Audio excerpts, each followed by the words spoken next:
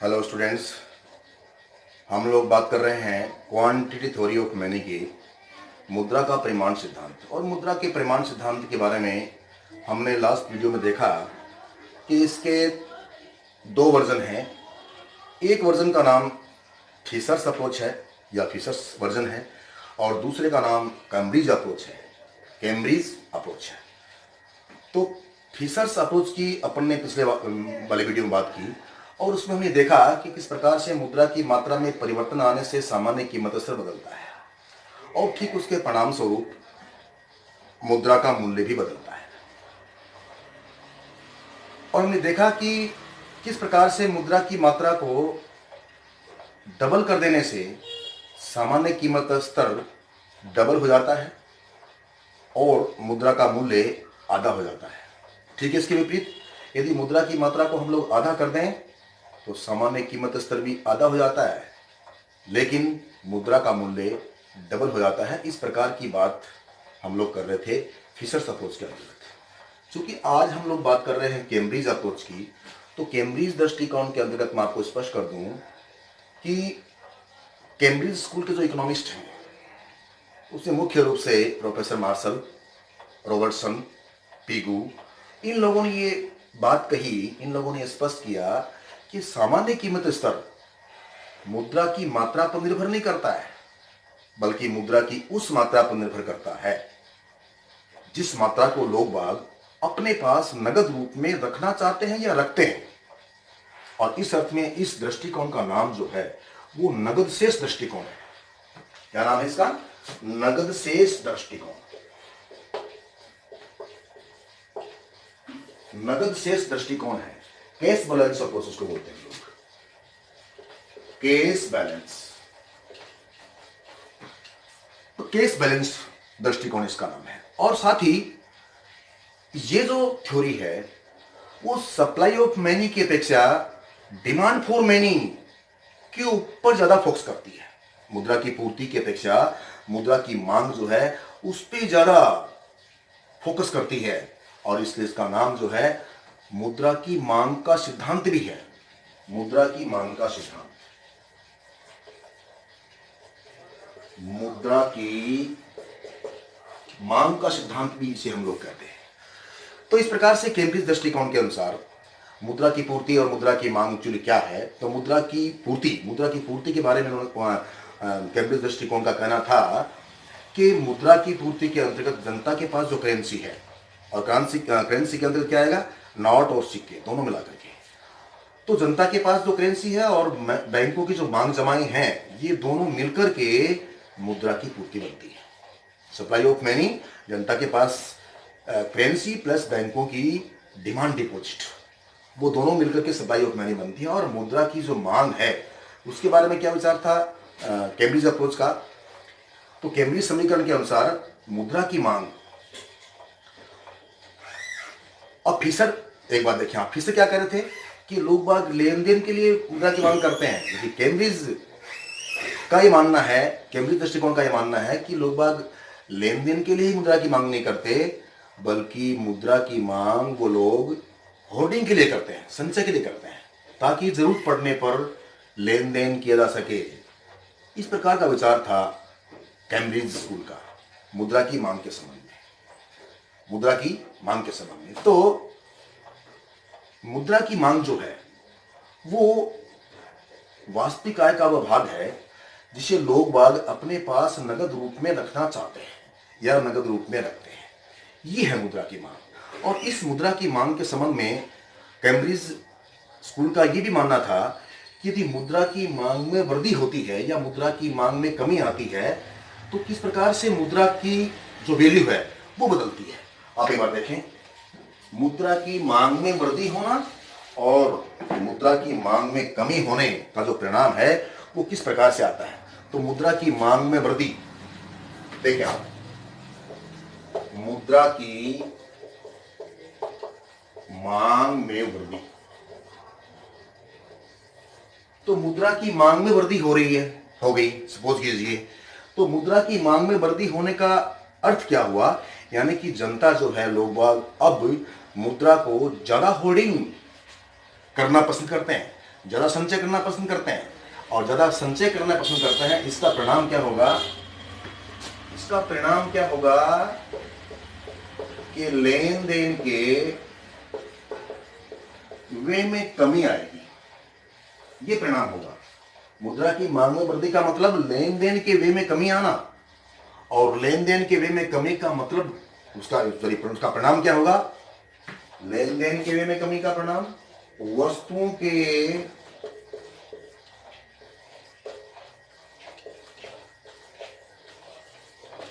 वस्तुओं के मूल्यों में कमी आना। वस्तुओं के मूल्य में कमी आना, और वस्तुओं के मूल्य में कमी आने का परिणाम क्या होगा? मुद्रा के मूल्य में वृद्धि होना। मुद्रा के मूल्य में वृद्धि होना।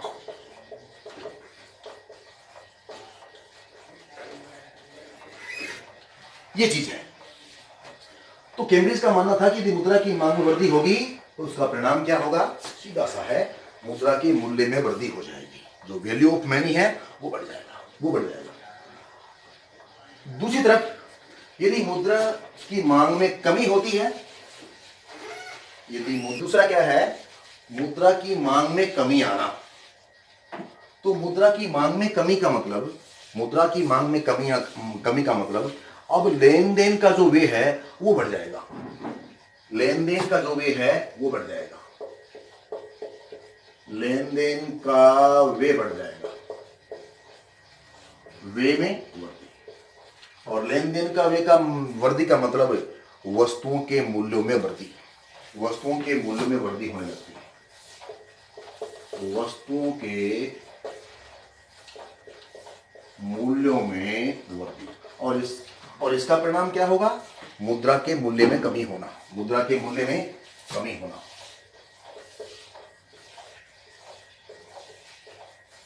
मुद्रा के मूल्य में कमी होना। तो कैम्ब्रिज के अनुसार दूसरा इसका परिणाम क्या होगा? मुद्रा की मांग में कमी का मतलब मुद्रा के मूल्य में कमी। मुद्रा के मूल्य में कमी। तो इस प्रकार के परिवर्तन आते हैं मुद्रा की मांग में कमी या वृद्धि के। मुद्रा की मांग में कमी या वृद्धि के। अब देखिए आप, तो इस प्रकार से अब वापस आए अपन एक बार। तो मैंने कहा कि कैम्ब्रिज स्कूल के जो इकोनॉमिस्ट हैं, मार्शल, पिगू, रॉबर्टसन, इन्होंने मुद्रा की पूर्ति, मुद्रा के मूल्य के बारे में कुछ विचार दिए। तो पहले अपन लें प्रोफेसर मार्शल। तो प्रोफेसर मार्शल ने मुद्रा की मांग को मौद्रिक आय का फलन माना है। मौद्रिक आय का फलन माना है, और उसके विचार को हम लोग एक इक्वेशन से समझ सकते हैं, एक समीकरण से समझ सकते हैं। M = ky। M = ky। तो M = ky, या M का मतलब क्या है? मुद्रा की मांग। M का मतलब मुद्रा की मांग। मुद्रा की मांग। M का मतलब मुद्रा की मांग। और K का मतलब वास्तविक आय का वह भाग जिसे लोग बाग नगद रूप में रखना चाहते हैं। और ये भाग 1/2, 1/3, 1/4 और 1/5 कुछ भी हो सकता है। वास्तविक आय का वह अंश जिसे लोग बाग नगद रूप में अपने पास रखना चाहते हैं, वो है ये। और ये Y क्या है? ये Y है मौद्रिक आय। Y का मतलब मौद्रिक आय। इस समीकरण को वापस लिखूं एक बार। तो ये इक्वेशन इस प्रकार से है, M = ky। M = ky। तो मैंने बताया आपको कि M क्या है? मुद्रा की मांग। M मुद्रा की मांग है, और K वास्तविक आय का वह अंश है जिसे लोग बाग अपने पास नगद रूप में रखना चाहते हैं, और Y मौद्रिक आय है। Y क्या है? मौद्रिक आय। मौद्रिक आय।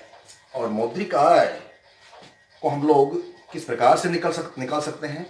तो मौद्रिक आय जो है वो एक्चुअली उत्पादन, इसको बोलेंगे हम O, उत्पादन और कीमत स्तर। कीमत स्तर अर्थात इन दोनों का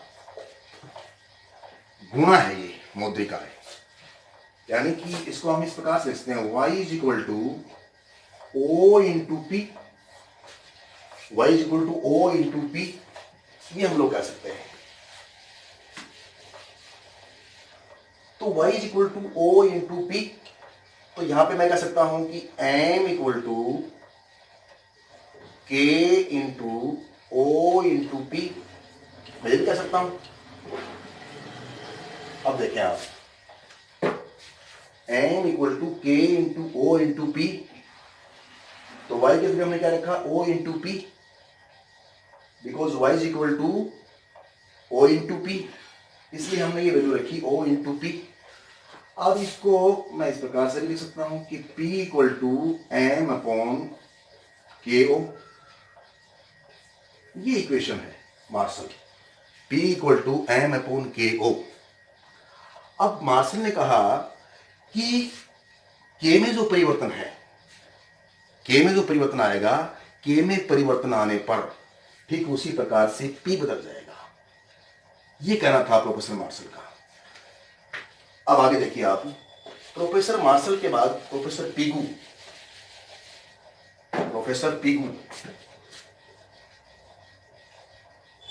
प्रोफेसर पिगू, तो प्रोफेसर पिगू ने रॉबर्ट्स का जो मार्शल का समीकरण है उसमें थोड़ा सा इंप्रूवमेंट करते हुए अपना इक्वेशन दिया, और प्रोफेसर पिगू ने एक्चुअली मौद्रिक आय के स्थान पर जो रियल इनकम है उसके ऊपर ज़्यादा फोकस किया, और ऐसा करते हुए उन्होंने अपना समीकरण दिया P equal to K R upon M, P equal to K R upon M, P equal to K R upon M.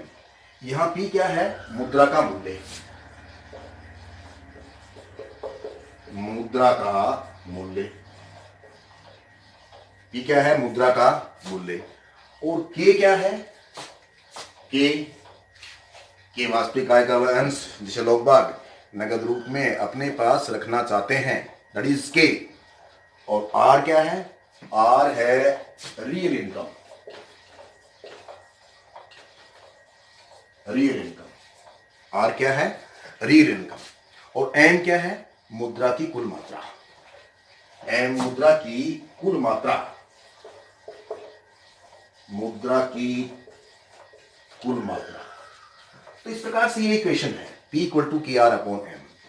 अब आगे चल करके पिगू ने कहा कि जनता जो है, लोग बाग अपनी वास्तविक आय का एक अंश नगद रूप में ही नहीं रखते हैं, कैश में नहीं रखते हैं, बल्कि उसका एक भाग जो है, वास्तविक आय का एक भाग जो है वो बैंक जमा के रूप में भी रखते हैं। अतः यदि बैंक जमा को यदि हम शामिल कर लें तो ये जो इक्वेशन है P equal to K R upon M, वो इस प्रकार से बदलेगा। देखिए, तो P equal to K R upon M जो है वो इस प्रकार से हो जाएगा, P equal to K R upon M C plus H 1 minus C, ये हो जाएगा, इस फॉर्म में आएगा Pigou, P equal to K R upon M C plus H 1 minus C. यहाँ हमने बैंक जमा को शामिल कर लिया है, जो बैंक में जमा है उसको शामिल किया हमने, तो जो पिगू का समीकरण है वो इस रूप में आ जाएगा। अब देखिए आप, इसकी हमने बात की P equal to K R upon M, तो बताया कि P का है, K क्या है, और R क्या है, और M क्या है। अब यहाँ पर C क्या है, C क्या है, जनता के पास नकदी, जनता के पास नकदी, और 1 माइनस सी क्या है, एक्चुअली ये CRR है, केस रिजर्व रेशियो है, नगद आर्थिक अनुपात है, या हम यूं कहें कि ये जो 1 माइनस सी है ये बैंक जमा का वह भाग है जो बैंक अपने पास नगद रखते हैं, इसको हम CRR बोलते हैं, केस रिजर्व रेशियो। उसी प्रकार से ये H क्या है, H कानूनी वैध मुद्रा का जमाओं से अनुपात है जिसे बैंक अपने पास रखते हैं, अब पिगू ने कहा कि यदि C, H और R, और K इन सबको हम यदि स्थिरांक मान लें तो P में परिवर्तन उसी प्रकार होंगे जिस प्रकार से M में परिवर्तन होते हैं, इस प्रकार से M में परिवर्तन होते हैं। इनको यदि स्थानांक मान ले तो ये है पिगू का समीकरण। पिगू। अब Robertson professor Robertson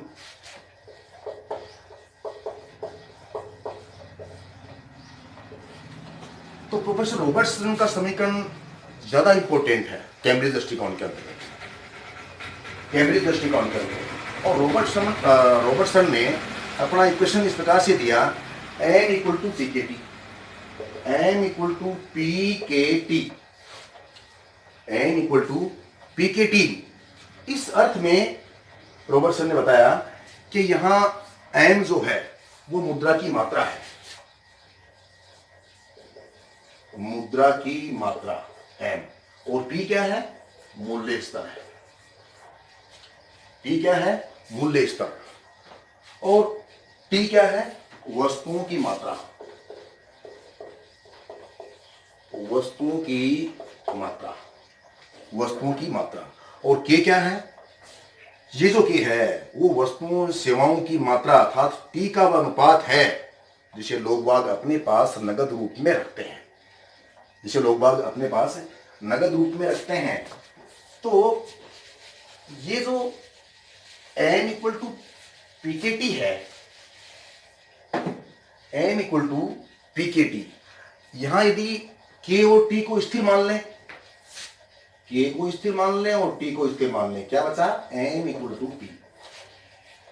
to p या p इक्वल टू n। तो यहां p में परिवर्तन उसी प्रकार होंगे जिस प्रकार से परिवर्तन m में होते हैं।